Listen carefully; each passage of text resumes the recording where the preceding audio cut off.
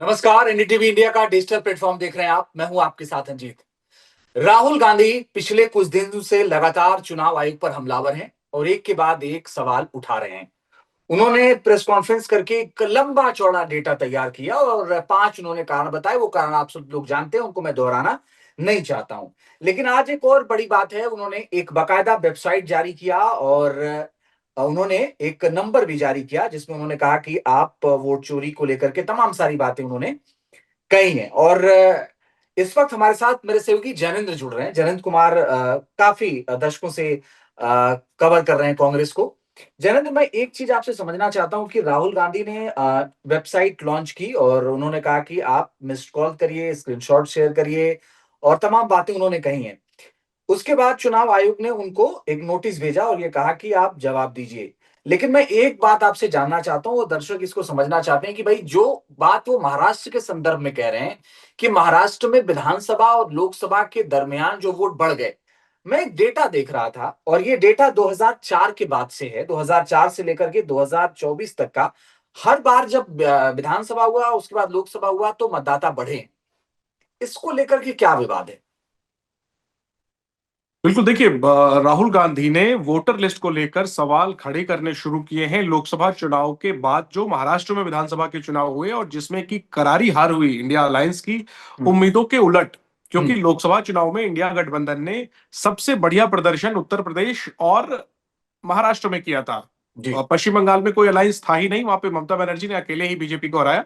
लेकिन अलायंस, जो India alliance था जिसमें गठबंधन था अलग अलग दलों का, यूपी में अखिलेश और कांग्रेस ने, और महाराष्ट्र में उद्धव ठाकरे, शरद पवार और कांग्रेस ने बीजेपी को परास्त कर दिया और जो है ना एक बड़ी जीत हासिल की। और वो जो लोकसभा चुनाव में इनका प्रदर्शन था वो जो कह सकते हैं कि उम्मीदों से कहीं हटकर था। और इसके कारण जो है वो अपने दम पर बीजेपी मेजोरिटी नहीं ला पाई। इसके कुछ ही दिनों बाद पिछले साल लोकसभा चुनाव के नतीजे आए और कुछ ही महीनों के बाद महाराष्ट्र में विधानसभा के चुनाव हुए और लोकसभा के रिजल्ट के हिसाब से माना जा रहा था, फेवरेट्स जो थे वो इंडिया अलायंस की पार्टियां थी। माना जा रहा था कि इंडिया अलायंस जो है वो लोकसभा चुनाव के पैटर्न पे ही अगर रिजल्ट आता है तो वो आराम से जीत जाएंगे, कोई बहुत मुश्किल नहीं होगी। लेकिन फिर आखिरी में हमने देखा कि बंपर जीत हुई, एक तरफा जीत हुई बीजेपी लेड अलायंस की, जिसको महायुति वहां पर कहते हैं। बीजेपी, जी। शिंदे वाली शिवसेना और शिवसेना। अजित पवार वाली जी। एनसीपी, तो खैर ये सब लोग जानते हैं। हम्म। यहां से कांग्रेस ने और खास तौर पर राहुल गांधी ने हम्म। वोटर लिस्ट को लेकर सवाल खड़े करने शुरू किए और वो आंकड़ा लेकर आए। वो सबसे पहले उन्होंने ये सवाल खड़े किए कि जब लोकसभा चुनाव में कुल वोटर जो थे महाराष्ट्र में और विधानसभा चुनाव में कुल वोटर जो थे महाराष्ट्र में, उसमें बड़ी बढ़ोतरी हुई है। और हम्म। उनका ये कहना था हम्म। कि पिछले 5 सालों में, यानी 2019 के लोकसभा चुनाव से 2024 के लोकसभा चुनाव के बीच जितने वोटर नहीं बढ़े, उससे ज्यादा वोटर महज 5 महीने में, यानी लोकसभा चुनाव के नतीजे आए जून में, 4 जून को नतीजा आया था और कुछ महीनों बाद, 4-5 महीनों के बाद महाराष्ट्र में चुनाव हुआ। इस बीच में जो है वो 5 सालों के मुकाबले 5 महीने में ज्यादा वोटर बढ़ गए। और यहां से ये कहानी शुरू होती है जो सवाल आप पूछ रहे हैं। हम्म। और फिर इसके काउंटर में ये बताया गया, जो बात आप कह रहे हैं कि ये तो 2004 से ये पैटर्न है कि बिल्कुल। 2004 के लोकसभा चुनाव और फिर कुछ महीनों बाद विधानसभा चुनाव, फिर और 9 में बड़ा नहीं हुआ, इंटरेस्टिंग ये है 14 में हुआ। जी जैनेंद्र, जी जी, मैं बस बड़ा कंक्लूड कर इंटरेस्टिंग लूं। ये है 19, कि जी जी जी। कंक्लूड कर लेता हूं। 19 हाँ में जी। हुआ ये, यही पैटर्न जो आप कह रहे हैं वही हम्म। 24 में भी हुआ है। और यही हम्म। बचाव में कहा गया कि ये तो हर बार होता है। हम्म। लेकिन फिर भी देखिए, हम्म। ये पैटर्न है। हम्म। लेकिन फिर भी ये पैटर्न जो है दिलचस्प है हम्म। और सवाल खड़े करता है कि आखिर ऐसा क्यों होता है। हम्म। और ये पहले कभी सवाल नहीं उठे, अब हम्म। इस बार राहुल गांधी ने ये सवाल उठाए। हालांकि इसको लेकर के वो बहुत ज्यादा प्रूफ नहीं दे पाए, वो ये नहीं बता पाए कि अगर वोटर बढ़े हैं तो हम्म। क्या गलत वोटर बढ़े हैं, कहीं कोई गलत जो है बड़ी संख्या में फर्जी मतदाताओं को जोड़ दिया गया। ये राहुल गांधी साबित नहीं कर पाए। उन्होंने सवाल उठाया, उसके हम्म। काउंटर में आया कि ये तो हर 5 साल पे होता है, इस बीच में आपकी भी सरकार बनी है। जी। बीजेपी वाली सरकार तो 14 में आई, उसके पहले बिल्कुल। चुनाव हुए थे उसमें, और 4 में हम्म। कांग्रेस की सरकार बनी थी। तो हम्म। वो एक तरीके से जो है ना उसके आगे बात बढ़ नहीं पाई और राहुल गांधी बता नहीं पाए। अब राहुल गांधी जो है वो सो कॉल्ड फर्जी वोटर लिस्ट लेकर आए हैं इस बार। कर्नाटक से वो वोटर लिस्ट लेकर आए हैं। और अब वो विधानसभा चुनाव की बात नहीं कर रहे, क्योंकि हम्म। कर्नाटक में तो कांग्रेस की सरकार है। वो हम्म। बात कर रहे हैं लोकसभा चुनाव की हम्म। और कह रहे हैं कि लोकसभा चुनाव, अगर माफ करिए मैं ज्यादा समय अगर आपका ले रहा हूं, मैं नहीं दर्शकों नहीं नहीं, के। आप बिल्कुल, आप देखिए जैनेंद्र, एक बात है कि डिजिटल में हमारे पास वक्त ही वक्त होता है। जी जी बस ये है कि दर्शकों तक सही जानकारी पहुंच जाए, हमारा मकसद ये होता है। तो आप बिल्कुल विस्तार से बताइए, कोई करेक्ट। दिक्कत नहीं। और जी जी बिल्कुल, और जानकारी तो भरमार है आज के दौर में, हम्म, कॉन्टेक्स्ट समझना बड़ा हम्म, इंपॉर्टेंट है, इसीलिए मैं हम्म, थोड़ा समय ले रहा हूं और मैं बिल्कुल। कोशिश करूंगा कि मैं जल्दी कंक्लूड करूं। तो इस बार हम्म, राहुल गांधी जो ताजा, जिसको वो एटम बम कह रहे हैं, प्रेस हम्म, कॉन्फ्रेंस से कुछ दिन पहले राहुल गांधी ने कहा था कि उनके हाथ में एटम बम है और वो फोड़ेंगे। तो खैर, हम्म, उन्होंने अब जो प्रेस कॉन्फ्रेंस की है उसमें वो कह रहे हैं कि कर्नाटक में एक लोकसभा क्षेत्र है, बेंगलुरु सेंट्रल, हम्म, बेंगलोर में कई लोकसभा क्षेत्र हैं, उसमें से एक बेंगलोर सेंट्रल लोकसभा क्षेत्र जो है, उस लोकसभा क्षेत्र के अंदर एक विधानसभा है महादेवपुरा। जी। राहुल गांधी के प्रेस कॉन्फ्रेंस में वो उन्होंने कुछ दस्तावेज पेश किए और दावा किया कि महादेवपुरा में 1 लाख से ज्यादा, 1 लाख कुछ हम्म, फर्जी वोटर जोड़े गए, और उसमें उन्होंने दिखाया, डेमोन्स्ट्रेशन किया, प्रेजेंटेशन दिया कि किस तरीके से कई जो एड्रेस थे उसमें घर का पता जो है वो अजीबो गरीब था, कुछ लोगों की तस्वीर नहीं थी, कुछ लोगों के नाम जो है राहुल गांधी के मुताबिक अलग अलग जगह पर, एक से ज्यादा जगहों पर जो है वो रजिस्टर्ड थे। हालांकि देखिए, इन सबके काउंटर भी आ रहे हैं। राहुल हम्म, गांधी ने अगर 10 बातें कही हैं तो उसमें से 3-4 बातों के काउंटर भी चुनाव आयोग की तरफ से, या फिर एक आदित्य श्रीवास्तव का मामला जो था यूपी का, वो जी। सामने आया। तो ये कुल मिलाकर के राहुल गांधी, लेकिन इस बार राहुल गांधी के पास कुछ सबूत हैं, सो हम्म, कॉल्ड सबूत हैं, और जो आप अगर चुनाव आयोग की वेबसाइट पे जाएंगे तो राहुल गांधी की बात आपको लगेगी कि हाँ यार, ये सवाल तो सही उठा रहे। हालांकि चुनाव आयोग अपनी तरफ से राहुल गांधी को कह रहा है कि अगर आपको लगता है कि ये बातें सही हैं, आप शपथ पत्र दीजिए। राहुल गांधी का कहना है कि वो जो बात कह रहे हैं, वो तो सांसद हैं, उन्होंने संविधान की शपथ ली है, तो जो वो बात कह रहे हैं चुनाव आयोग इसकी जांच कराए, और यहीं पे मामला अटका हुआ है। राहुल गांधी, आखिरी में, Rahul Gandhi digital voter list की मांग कर रहे हैं कि जो वोटर लिस्ट होता है, चाहे लोकसभा में हो विधानसभा में हो, वो डिजिटल यानी मशीन रीडेबल, कि मशीन जो है वो स्कैन करके उसमें वो छटनी कर ले कि अगर मेरा नाम जैनेन्द्र है और मैं एक से ज्यादा जगहों पर रजिस्टर्ड हूं, तो हम्म, मशीन के जरिए वो सेकंडों में, जैसे हम गूगल सर्च करते हैं उस तरीके से वो पता चल जाए। राहुल गांधी की ये मांग है, विपक्ष की ये मांग है। हालांकि ये नियमों का फिलहाल जो नियम है उसमें ये प्रावधान में फिट नहीं बैठता। चुनाव आयोग जो है वो उल्टा कह रहा है कि मशीन रीडेबल की बात तो अलग है, लेकिन सब पहली बात यह है कि जो आप आरोप लगा रहे हैं, आप 1 लाख फर्जी वोटर का आरोप लगा रहे हैं सिर्फ एक विधानसभा में, इस हम्म, पर शपथ पत्र दीजिए। राहुल गांधी ने शपथ पत्र दिया नहीं है, इस पर जमकर सियासत हो रही है। तो ये कुल मिलाकर के मामला है। महाराष्ट्र का मामला अलग था, जी। कर्नाटक का मामला अलग है, दोनों में ही वोटर लिस्ट पे सवाल खड़े किए गए थे। तब कोई सबूत सामने नहीं रखा गया था, केवल सवाल था। इस बार कुछ सबूत है जो जो जो जो इस मुद्दे को उसमें गंभीर लगता है बनाते कि हैं, थोड़ा और दम है। यही वजह हम चर्चा कर रहे हैं। जी उसमें लगता है कि थोड़ा दम है जो इस बार राहुल गांधी ने सबूत रखे। मैं आपके पास जैनेंद्र राहुल, लेकिन उससे पहले दर्शकों को बता दें, जैसा कि जैनेंद्र कह रहे थे कि 2004 में भाई साहब जो विधानसभा और लोकसभा में अंतर था चुनाव का, उसमें 29 लाख वोटर जुड़े। 2009 में 30 लाख वोटर जुड़ गए, 14 में 28 लाख जुड़े, और 2019 में तो कमाल हो गया, 43 लाख वोटर जुड़ गए थे। फिर 24 में 39 लाख वोटर जुड़ गए थे। मेरा सवाल यह है कि चुनाव आयोग ने ये कहा कि जब जब सवाल उठे तब तब हमने वेबसाइट पर अपलोड किया वो जो भी जानकारी चाहते थे, और चुनाव आयोग का ये कहना था कि हर सवाल का जवाब दिया जाएगा। क्या शपथ पत्र जरूरी होता है देना? शपथ पत्र चुनाव आयोग क्यों मांग रहा है? ये सवाल मेरे जहन में आया, तो मैं ये चाहता हूं कि आप इसको बताएं विस्तार से कि शपथ पत्र का मतलब क्या होता है और चुनाव आयोग शपथ पत्र क्यों मांग रहा है। भाई, किसी पार्लियामेंट मेंबर के दिमाग में अगर ये है कि कोई गड़बड़ी हो रही है, तो मुझे ऐसा लगता है कि निष्पक्षता के आधार पर सारे सवालों के जवाब इस देश के सामने आने चाहिए। बिल्कुल, देखिए दोनों ही पहलू है। अब इसको अगर हम आम भाषा में कहें, हम्म, तो अगर देखिए, आप अगर मान लीजिए कोई चोरी हुई, आपका मोबाइल चोरी हो गया, हम्म, तो आपने ये चीज सोशल मीडिया पे डाल दी, आप अपेक्षा करेंगे कि पुलिस जो है वो सुओ मोटो कॉग्निजेंस ले, आपका एरिया लोकेट करे कि वो यहाँ पे थे, और वहां पे सीसीटीवी ढूंढे, और फिर उसको एफआईआर रजिस्टर करे, और फिर उसको आगे की कार्रवाई करे, उसको अदालत में ले जाए। एक ये बात है। दूसरी बात ये है कि अगर आपके साथ कोई अपराध हुआ है, या आपकी नॉलेज में कोई अपराध हुआ है, तो आप थाने जाइए, उसमें आप एफआईआर दर्ज कराइए, और आगे की कार्रवाई होती है। तो चुनाव आयोग जो है वो कह रहा है कि प्रेस कॉन्फ्रेंस में जो आप दस्तावेज दिखा रहे हैं, प्रेस कॉन्फ्रेंस में जो आप कह रहे हैं, वो शपथ पत्र के साथ आप इसको सबमिट करिए।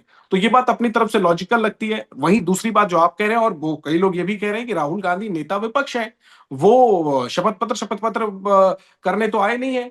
भाई उनके नॉलेज में या उनकी टीम के नॉलेज में संज्ञान में मामला आया है, वो दावा कर रहे हैं और आप ही के वोटर लिस्ट से दावा कर रहे हैं। वो ऐसा तो है नहीं कि अमेरिका की वोटर लिस्ट लेकर आए कि आप शपथ पत्र मांग रहे हैं। वो चुनाव आयोग की वोटर लिस्ट से ही बात कर रहे हैं। जो वो जो उदाहरण दे रहे हैं, वो एपिक नंबर जो है, वो चुनाव आयोग की वेबसाइट पर ही आप सर्च करेंगे, आपको राहुल गांधी की बात जो है उसमें दम नजर आएगा। तो अब राहुल नजर गांधी आए। या कांग्रेस का ये कहना है कि जो हम सवाल उठा रहे हैं वो चुनाव आयोग के वोटर लिस्ट से ही उठा रहे हैं, देश की ही बात है, इसमें शपथ पत्र देने जैसा क्या है। तो और आज एक कार्टून भी बड़ा फेमस है कि एक प्लेयर जो है वो डीआरएस की मांग कर रहा है अंपायर से, अंपायर कह रहा है कि तुम शपथ पत्र दो फिर हम इस पर विचार करेंगे। तो देखिए ये अब डिबेटेबल है, क्या शपथ पत्र देना चाहिए, इसके भी समर्थक है। और चुनाव आयोग एक संवैधानिक संस्था है, वो कह रही है आप शपथ पत्र दीजिए फिर बात होती है। और दूसरा पक्ष जो है शपथ पत्र नहीं दे रहा है, तो फिर सवाल उठता है कि आप शपथ पत्र क्यों नहीं दे रहे हैं। शपथ पत्र नहीं देने की पैरवी करने वाले भी कई लोग हैं कि ये खुद संज्ञान लेना चाहिए चुनाव आयोग को, जो आरोप लगाए गए नहीं, हैं। ये अब इसमें तो एक बुनियादी बात मैं कह रहा हूं, देखिए वोटर लिस्ट में गड़बड़ियां होती हैं, खामियां होती हैं, इससे कोई इनकार नहीं करता। आप भी चुनाव बूथ पे जाकर वोट डालते, जब जब भी आपने बूथ पर जाकर वोट डाला होगा, या फिर रिपोर्टिंग के सिलसिले में आप गए होंगे, या हम भी जाते हैं एज अ वोटर या भाई फिर एज साहब, अ हम तो रिपोर्टर। रिपोर्टिंग के सिलसिले में ही ज्यादा गए। करेक्ट। तो वहां पर आपको जरूर एक दो मामले ऐसे आए होंगे, किसी भी बूथ पर आप चले जाइए, चाहे नगर निगम के चुनाव में चले जाइए, या विधानसभा में चले जाइए, लोकसभा में चले जाइए, एक दो वोटर हर बूथ पर मिलेगा जो कहेगा कि यहां पर मेरा नाम था जो कट गया है, या बिल्कुल। फिर मेरे नाम से किसी और ने वोट कर दिया है, या फिर मैं आया हूं मुझे वोट करने नहीं दे रहे, कह रहे हैं मेरा लिस्ट में नाम नहीं है। इस तरीके के एक दो उदाहरण आपको हर बूथ पे मिल जाएंगे और हर चुनाव में मिल जाएंगे। तो देखिए चुनाव वोटर लिस्ट में गड़बड़ियां होती हैं, इससे कोई इनकार नहीं है। सवाल इसमें राहुल गांधी ये उठा रहे हैं कि ये साजिश के तहत किया जा रहा है। ये गंभीर मामला है कि अगर बेंगलुरु सेंट्रल लोकसभा क्षेत्र के महादेवपुरा असेंबली में एक किसी घर में 80 वोटर बन रहे हैं, अच्छा वहां पे रिपोर्टर्स भी पहुंचे हैं बेंगलुरु में, तो पता चला कि वहां पर कुछ श्रमिक लोग रहते हैं जो एक छोटे से मकान में बड़ी संख्या में रहते हैं। लेकिन फिर वही सवाल होता है क्या 80 लोग रहते हैं? ये एग्जांपल आपको दिल्ली में भी जो कुछ औद्योगिक इलाके हैं, मिल बिंदापुर जैसे जाएंगे। इलाके में, उत्तम नगर इलाके में, वहां पर भी आपको मिल जाएंगे। तो ये जो है एक पैटर्न है और ये इससे चुनाव प्रभावित होता है। लेकिन क्या ये साजिश के तहत किया जा रहा है, ये राहुल गांधी जो कह रहे हैं ये बड़ी बात है। और अगर आप साजिश की बात कह रहे हैं तो फिर आपको प्रॉपर शिकायत देनी चाहिए। अगर आप प्रेस कॉन्फ्रेंस करके छोड़ देते हैं, यानी कि फिर आप भी इसमें सिर्फ पॉलिटिक्स करना चाहते हैं। अगर आपके पास कुछ सुझाव है और आप इसमें साजिश आपको नजर आ रही है, तो आप कंप्लेन दीजिए और जैसा चुनाव आयोग कह रहा है फिर उसको फॉलो करिए, और तब चुनाव आयोग को कटघरे में खड़ा किया जा सकता है कि भाई 2 महीने हो गए राहुल गांधी को शपथ पत्र दिए हुए, आपने क्या किया। लेकिन अभी तो बात वही प्रेस कॉन्फ्रेंस और शपथ पत्र पे अटकी हुई है। प्रेस कॉन्फ्रेंस करके आरोप लगाया गया है, अब उसके लिए मिस्ड कॉल नंबर जारी किया गया है, समर्थन जुटाने की अपील की जा रही है। कांग्रेस पूरी मेहनत कर रही है कि इसको आम लोगों तक पहुंचाएं, और संविधान खतरे में है जैसा नैरेटिव जो है, वो वोटर लिस्ट खतरे में या वोट चोरी हो रही है, ये नैरेटिव चलाया जाए। इसको लेकर बड़ी तैयारी कांग्रेस में अंदर खाने चल रही है, वो एक दो दिनों में उसको पब्लिक भी किया जाएगा। और दूसरी तरफ इधर से बात ये अटकी हुई है, फिर नोटिस चुनाव आयोग ने जो है राहुल गांधी को के बातों का काउंटर लगातार सोशल मीडिया पे दे किया जा दिया रहा है। था, और अब बाकायदा नोटिस भेजा गया है। जी क्या नोटिस में है जनिन? नोटिस जो अभी नया मिला है राहुल गांधी को, उसमें क्या है? बिल्कुल, देखिए आज शाम में ही चुनाव आयोग ने जो नोटिस दिया है उसमें वही बात दोहराई गई है, वही बात ओके। दोहराई गई है कि आप शपथ पत्र दीजिए। और लगातार सोशल मीडिया पर चुनाव आयोग जो है वो राहुल गांधी की बात पर जो अपना पक्ष है वो रखने की कोशिश कर रहा है। लेकिन उस नोटिस के बाद कांग्रेस के संगठन महासचिव हैं केसी वेणुगोपाल, नंबर 2 होते हैं पद के हिसाब से पार्टी में, और राहुल गांधी के सबसे करीबी नेता नंबर 2 कांग्रेस में अगर मतलब कहें तो। अध्यक्ष के बाद या राहुल गांधी के बाद? दोनों तरीके से, व्यवहारिक तौर पर और सैद्धांतिक तौर पर वो राहुल गांधी के आइज एंड ईयर्स हैं। और ठीक है। संगठन में संगठन महासचिव पद पे है, यानी वो नंबर 2 का पद होता है वो जी। अध्यक्ष के बाद। हालांकि वैसे तो आप कहे ट्रेजरार होता है, लेकिन प्रैक्टिकली मैं कह रहा हूं। खैर, तो केसी वेणुगोपाल ने उस पर प्रतिक्रिया दी है सोशल मीडिया पर। केसी वेणुगोपाल ने फिर वापस वही बातें कही हैं कि राहुल गांधी के सवालों का आप जवाब नहीं दे रहे हैं। राहुल गांधी ने क्लियर मांग की है कि आप मशीन रीडेबल वोटर लिस्ट दीजिए, आप क्यों नहीं दे रहे हैं, आप मिली भगत कर रहे हैं। तो बात अभी भी वहीं पर अटकी हुई है। अब देखना यही है कि इसमें कानूनी कार्रवाई कौन करता है।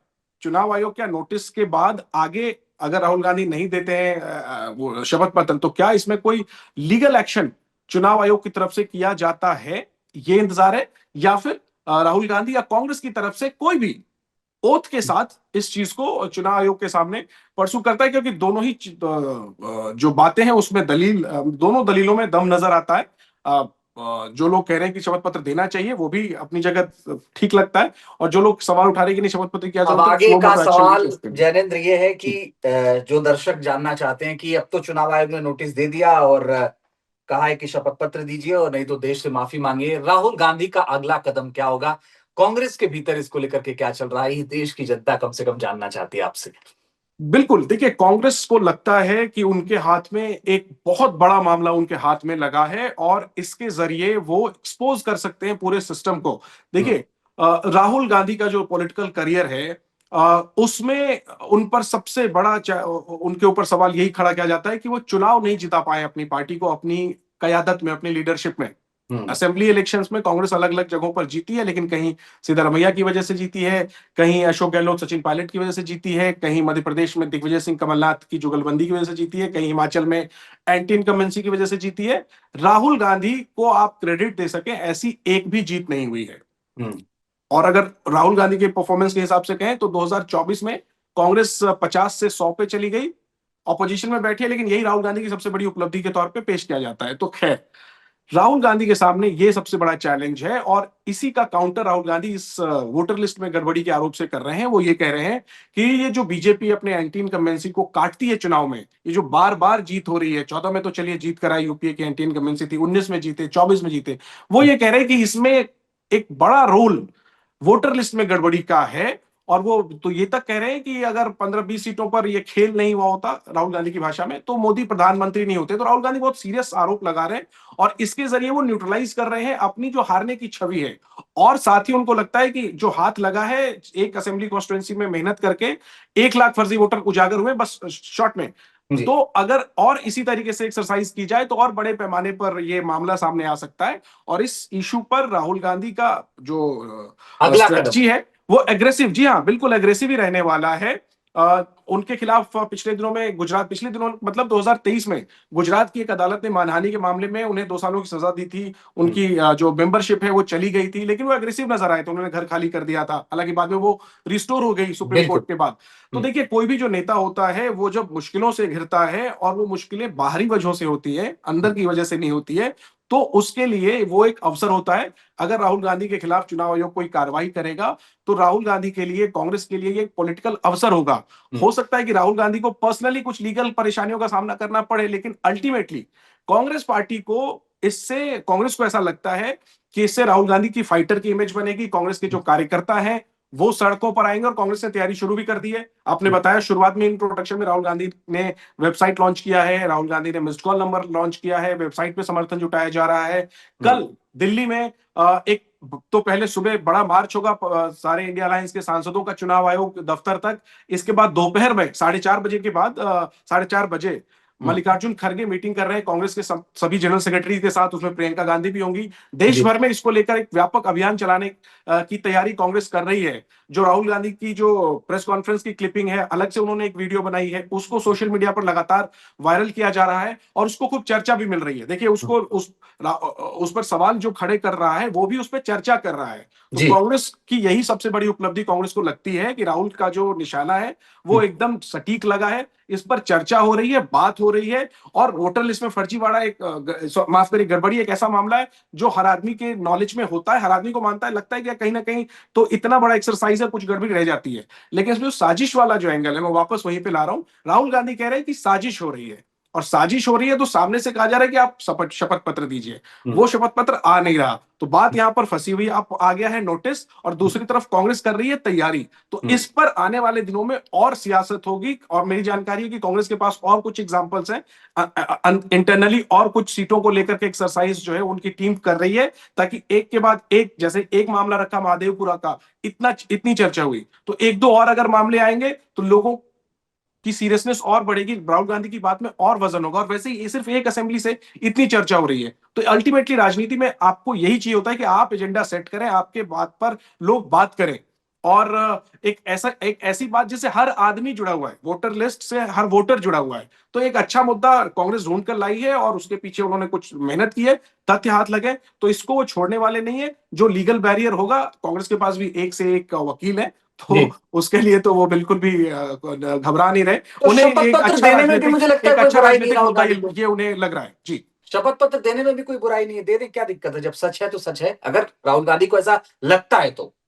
करेक्ट, मैं तो कह रहा हूं ना, मैं खुद कह रहा हूं। देखिए, हम्म, एज ए जर्नलिस्ट हमें दोनों जो पक्ष है, हम्म, दोनों ही बातों को देखना होगा। तो जो शपथ पत्र देना चाहिए वाला पक्ष है वो तो यही कह रहा है कि जब आप साजिश कह रहे हैं ना, देखिए गड़बड़ी हो सकती है, हम्म। गड़बड़ी हो सकती है, हमसे गड़बड़ी हो जैनब, सकती है, एक बहुत आपसे गड़बड़ी बहुत हो सकती है, व्यवहारिक लेकिन बात मैं अगर बता ये रहा हूं, फिर अपनी बात कॉन्स्पिरेसी आप है। आगे कंप्लीट करिएगा। एक जी। बहुत व्यवहारिक बात है कि बहुत सारे लोगों के वोटर आईडी कार्ड में मैंने देखा है कि कभी पता गलत हो गया, कभी नाम गलत हो गया, कभी पता चला कि दूसरी बार आ गया तो उसमें कोई गड़बड़ी हो गई। भाई साहब, मैं ऐसे लोगों को जानता हूं जिन्होंने 5-5 बार सही कराया, फिर भी वो सही नहीं हो पाया। तो ये गड़बड़ियां तो होती हैं, लेकिन गड़बड़ी होना एक बात है, और जो आरोप साजिश का है वो अलग बात है। बिल्कुल, वो तो कॉन्स्पिरेसी, वही वही मैं हम्म, कह रहा हूं कि हम्म, राहुल गांधी जो है वो बिल्कुल कॉन्स्पिरेसी इसको करार दे रहे हैं, और conspiracy from the top most level. मतलब वो ये कह रहे हैं कि बीजेपी अगर जीत रही है तो उसके पीछे सिर्फ ये वजह है, और वो दो हम्म, तीन वजह और बता, लेकिन उसमें मुख्य वजह ये बता रहे हैं। तो हम्म, जाहिर सी बात है कि ये गंभीर बात है, और इसीलिए चुनाव आयोग कह रहा है, या वो लोग जो न्यूट्रली फेंस पे बैठ के इंतजार देख रहे हैं इस पूरे मामले को ना, उसमें भी एक बड़ा तबका है जो ये बात, जो राहुल गांधी की बात को गंभीरता से ले रहा है। हम्म, वो क्रिटिसाइज नहीं कर रहा, लेकिन हम्म। वो इंतजार कर रहा है कि क्या इसको परसू किया जाता है कानूनी तरीके से, या सिर्फ इस पे सियासत होती है, आप सिर्फ इस पे बयानबाजी करेंगे, प्रेस कॉन्फ्रेंस करेंगे और कुछ नहीं करेंगे। दूसरी तरफ चुनाव आयोग है, उससे भी सवाल है कि हम्म, आप नोटिस भेजने में जितनी जल्दबाजी दिखा रहे हैं, हम्म, उतनी जल्दबाजी आरोपों की सत्यता को परखने में क्यों नहीं दिखा रहे हैं, और ये तो हम्म, जग जाहिर है। और हम्म। इसके लिए देखिए, इतनी बड़ी मशीनरी है, इतने लोग लगे होते हैं, इतने बहुत बूथ लोग। हैं देश भर में, तो जो वोटर लिस्ट तैयार होने की प्रक्रिया है उसमें कई खामियां हैं, ये स्वाभाविक सी बात है। स्पेलिंग मिस्टेक से लेकर के एड्रेस और बिल्कुल। फोटो, और इसके अलावा फर्जी वोटर लिस्ट, ये कोई नई बात नहीं है, ये है। और इलेक्शन मैल प्रैक्टिस, जो इलेक्शन में जो अनियमितता होती है, ये उसका एक हिस्सा है। इसके अलावा भी बहुत सारी अनियमितताएं होती हैं। एक मुद्दा राहुल गांधी गंभीर उठा रहे, हम्म, और इस चीज को लेकर के लोग इस बात को सीरियसली ले भी रहे हैं, क्योंकि बहुत सीरियस मामला है, इसलिए लोग जी। इस पर चर्चा भी कर रहे हैं। लेकिन अगेन, ये जो बात है कि उनको एफिडेविट देना चाहिए, ओथ पर बात आगे बढ़ानी चाहिए, या जितना उन्होंने कह दिया यही पर्याप्त है, चुनाव आयोग को कार्रवाई करनी चाहिए, ये अभी एक ओपन डिबेट है, और इस जी। पर बहस होगी। क्या देखना ये भी होगा क्या ये मामला कोर्ट भी पहुंचता है, क्योंकि इसमें आखिरी बात मैं बता रहा हूं, देखिए, हम्म, जो चुनाव आयोग अपना बचाव कर रहा है, राहुल गांधी ने अपने आरोप लगा दिए, और वो उन्होंने गंभीर आरोप लगाए। चुनाव आयोग जो कह रहा है, वो ये कह रहा है कि आपने इलेक्शन पिटीशन नहीं की थी, 45 दिनों में इलेक्शन पिटीशन करनी होती, यानी अगर आप चुनाव हारे तो हारा वो उम्मीदवार हाईकोर्ट में अपील कर सकता है कि इसकी जांच करवाई जाए, और फिर सारे दस्तावेज जो होते हैं चुनाव से संबंधित, सब कुछ उसको सुरक्षित कर दिया जाता है, जिसमें वो सीसीटीवी भी शामिल है। आपको ध्यान होगा, राहुल गांधी ने अपने प्रेस कॉन्फ्रेंस में voter list, machine readable voter list के अलावा सीसीटीवी बिल्कुल। का भी जिक्र किया था। तो 45 दिन में अगर आपने कंप्लेन नहीं की, मतलब अगर आप कोर्ट नहीं गए, तो फिर जो उसका डॉक्यूमेंट है उस चुनाव से संबंधित, माना जाता है कि सबने रिजल्ट स्वीकार कर लिया है, और वो सीसीटीवी है या बाकी चीजें हैं, वो फिर 45 दिनों के बाद सार्वजनिक नहीं की जाती है। तो हम्म, चुनाव आयोग तो यही कह रहा है कि आपने इलेक्शन पिटीशन नहीं किया है। जो उम्मीदवार वहां से बेंगलुरु सेंट्रल से जो उम्मीदवार हैं, मैं उन्हें जानता हूं, वो कांग्रेस के युवा नेता है, वो नहीं गए कोर्ट। लेकिन अब ये मामला उठ गया है, तो अब आप एक संवैधानिक संस्था, एक है, उससे आप कानूनी तरीके से ही डील कर सकते हैं। चुनाव आयोग कह रहा है कि आप शपथ पत्र दीजिए, लेकिन फिर वही बात है कि लोग चुनाव आयोग से ज्यादा अपेक्षा कर रहे हैं कि राहुल गांधी ने जो सवाल उठाए हैं, बहुत गंभीर सवाल है। वो जी। एक विधानसभा में 1 लाख फर्जी वोटर की बात कह रहे हैं, मीडिया पहुंच सकता है उन पतों तक, तो चुनाव आयोग क्यों नहीं पहुंच सकता? और लोग एक्सपेक्ट चुनाव आयोग से कर रहे हैं, क्योंकि सबको पता है, देखिए, राहुल गांधी की लड़ाई चुनाव आयोग से नहीं है। राहुल हम्म, गांधी की लड़ाई नरेंद्र मोदी से है। जब हम्म, नरेंद्र मोदी विपक्ष में थे, जब वो 2014 में कैंपेन कर रहे थे, तो तब वो भी चुनाव आयोग के कंडक्ट पे सवाल खड़े करते थे। हर जी। पार्टी जो विपक्ष में होती है, वो सत्ता पक्ष की जो संस्थाएं होती हैं उस पर सवाल खड़े करती है। ये तो पॉलिटिक्स से चलती रहेगी, लेकिन लोग चुनाव आयोग से एक्सपेक्ट कर रहे हैं कि इस बार एक गंभीर बात की गई है, गंभीर आरोप लगाए गए हैं, तो चुनाव आयोग एक एक चीज का जवाब जो है पब्लिक डोमेन में रखे, राहुल गांधी को एक मीडियम माने, जो कंप्लेन है, जो ओरिजिनल सवाल है, उसको एड्रेस करे। लोग जी। ये चुनाव आयोग से जरूर एक्सपेक्ट कर रहे हैं। अब देखना यही कि चुनाव आयोग का इस पर क्या कदम होता है। जी। चलिए, शुक्रिया जैनेंद्र आपका। लेकिन ये बात जरूर है कि सवाल तो उठे हैं, और उम्मीद करते हैं कि जवाब आएंगे, और हम ये भी उम्मीद कर रहे हैं कि शायद आने वाले वक्त में इसको लेकर राजनीति और ज्यादा होगी, क्योंकि चर्चा हम लोग भी कर रहे हैं, आगे कल कुछ और कदम राहुल गांधी उठाएंगे। इंटरनल जैनेंद्र बता रहे हैं कि भाई और भी तैयारी चल रही है ऐसी कि और भी कुछ डेटा है, सबूत आ सकते हैं और आने वाले इसमें वक्त में? वोटर लिस्ट के साथ में देखिए, ये तो कर्नाटक का मामला है ना, इसको जी। कह रहे हैं वोट चोरी, हम्म। शॉर्ट में। हम्म। इसको कांग्रेस और राहुल गांधी वोट चोरी कह रहे हैं। हम्म। और एक बिहार में चल रहा है special intensive revision voter list का, SIR। SIR, उसको कहा जा रहा है वोट बंदी। तो अब ये वोट बंदी और वोट चोरी, ये वोट चोरी। ये दो नए मुद्दे मिल गए विपक्ष को। इस पर चुनाव आयोग को घेरा जा रहा है। इसको लेकर राहुल गांधी बाकायदा बिहार में यात्रा वगैरह भी निकाल रहे हैं। हम्म। तो हालांकि उसमें कई लोग ये भी पहलू तो ये ध्यान दिला रहे हैं कि आप वोटर लिस्ट की लड़ाई लड़ रहे हो, ठीक है, लेकिन जो बुनियादी मुद्दे होते हैं आम लोगों के, महंगाई, बेरोजगारी और सुरक्षा, नीतीश कुमार के कामकाज, इस पर तो आप बात ही नहीं कर रहे हो। तो जो पब्लिक वोट तक, बूथ तक जाएगा, उसको आप सिर्फ वोटर लिस्ट के नाम पर क्या उससे आप वोट हासिल कर पाएंगे? तो देखिए, ये एक खुली बहस है और अभी ये जारी रहेगी, अभी ये लंबा चलेगा ये मामला। चलिए, बहुत शुक्रिया जयंत जुड़ने के लिए और बातचीत करने के लिए। लेकिन आगे भी जो भी दर्शकों के लिए अपडेट होगा वो हम इसी चर्चा के जरिए ऐसे ही आप तक पहुंचाएंगे। फिलहाल शुक्रिया आप सबका हमारे साथ जुड़ने के लिए।